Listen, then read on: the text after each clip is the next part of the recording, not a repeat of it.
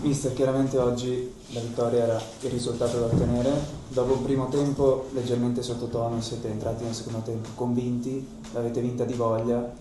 Onestamente non vi avevo mai visto con questo atteggiamento da inizio campionato, proprio si vedeva che, insomma, rifiuto di perdere oggi, rifiuto di non portare a casa i 3 punti. Immagino sia soddisfatto. Sì, sì, sono molto soddisfatto, soprattutto ringrazio i ragazzi e gli faccio i miei complimenti perché nelle difficoltà che abbiamo avuto in questa settimana, perché abbiamo avuto Parise fuori 3 giorni che non si è allenato, infatti non è stato convocato. Coin ha avuto un problema al polpaccio e ha provato prima della partita, ha dato disponibilità.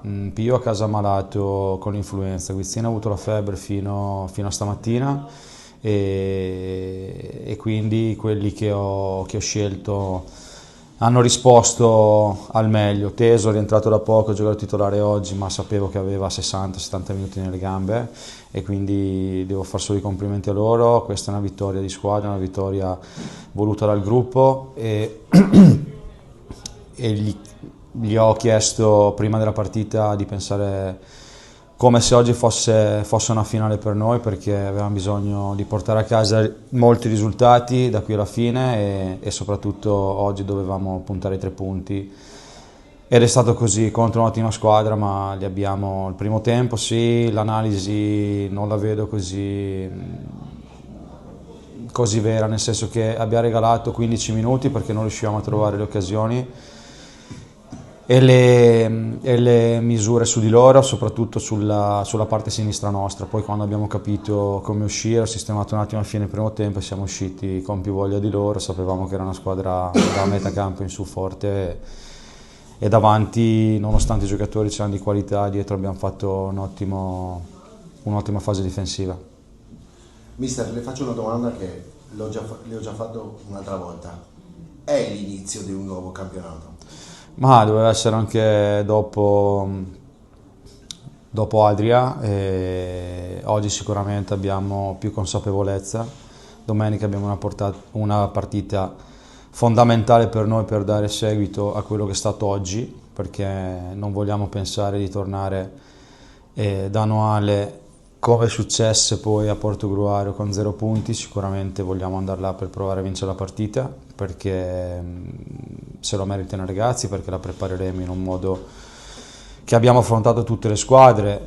Al di là di San Luigi, credo che ogni partita che abbiamo affrontato, al di là che abbiamo preso gol, molte partite sia pareggiate che perse dopo l'85esimo, quindi nessuna squadra ci ha messo sotto, anzi soprattutto in casa questa squadra tira fuori qualcosa in più e questo deve switchare nella loro testa, andare anche fuori casa a cercare di fare la partita e di affrontare una partita fuori casa come se fosse in casa, perché la classifica dice oggi 9 punti, la strada è ancora lunga, però pensiamo a partita dopo partita. Le sconfitte che sono arrivate fino adesso frutto di non recepimento dei dettagli. Oggi gli stessi dettagli sono stati recepiti? Ma io non è che guardo i dettagli, sì, i dettagli per quanto mi riguarda sono molto pignolo, puntiglioso su tante cose, però io la vivo più come episodi le scorse partite rispetto ai dettagli.